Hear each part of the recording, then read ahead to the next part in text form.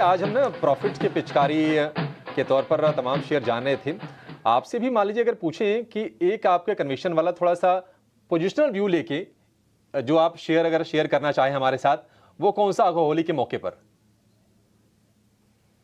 तो देखिए हमें लगता है यहाँ पे जो स्टॉक एक पोजिशनल व्यू के हिसाब से बाय किया जा सकता है, जहाँ पे एक अच्छा पोटेंशियल आगे आने वाले महीनों में देखने को मिल सकता है। तो हमें लगता है जियो फाइनेंशियल ये स्टॉक पे हमारी नज़र है और ये स्टॉक यहाँ पे अपने पोर्टफोलियो में ऐड किया जा सकता है। छोटी मोटी गिरावट में भी इसको ऐड करें, बाय ऑन डिप्स की रणनीति रखें। डाउन साइड में 315 के आसपास के स्टॉप लॉस सजेस्ट करेंगे, लेकिन हमें लगता है यहाँ पे पोजिशनली अगर ये स्टॉक को होल्ड रखते हैं तो यहाँ पे हमें लगता है 415 से लेके 430 तक की अपसाइड ये स्टॉक में आगे आने वाले महीनों में आते हुए दिख सकती है।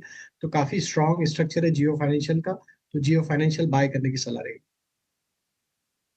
जो फाइनेंशियल खरीदने की सलाह है, चला बहुत ही शेयर ये, जहां पर लिस्ट हुआ था उसके बाद थोड़ा सा नीचे आया, 200 रुपए के भाव के आसपास से रिवर्सल दिखाया और अभी 350 रुपए का भाव है जियो फाइनेंशियल सर्विसेज का इस वक्त से। राजेश जी, अंबर इंटरप्राइजेस पर एक तो सीएलएसए की अच्छी रिपोर्ट आई है अंबर पर, और दूसरी चीज ये है कि उन्होंने एक ना ज्वाइंट वेंचर किया है, वॉशिंग मशीन के सेगमेंट में उतर रहे हैं कंपनी वो। हालांकि छोटा सा ही निवेश है उस जेवी कंपनी में 35 करोड़ के आसपास का, लेकिन कहीं ना कहीं डाइवर्सिफिकेशन का फायदा उनको मिलेगा। अंबर, आप किस तरह से देख रहे हैं शेयर को? 4% के आसपास की तेजी फिलहाल इसमें है।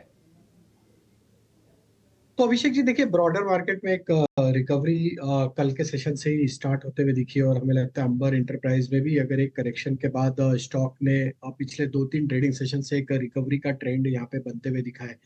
हालांकि स्टॉक में काफी बड़े करेक्शन हमने पिछले कई महीनों में पिछले कई हफ्तों में देखे हैं।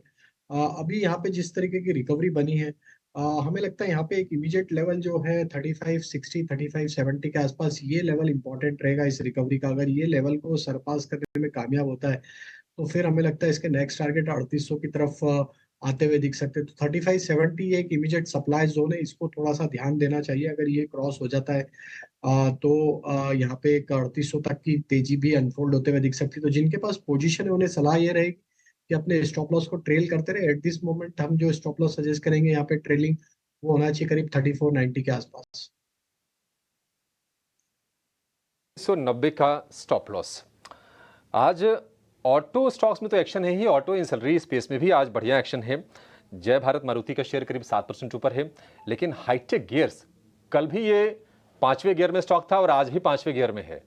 2 दिन में करीब 22% के आसपास का उछाल आ गया है। हाईटेक गियर्स को लेकर आएंगे। इस पर अंशुल जी आपसे व्यू चाहेंगे। ये शेयर आपको कहां तक जाता हुआ दिख रहा है?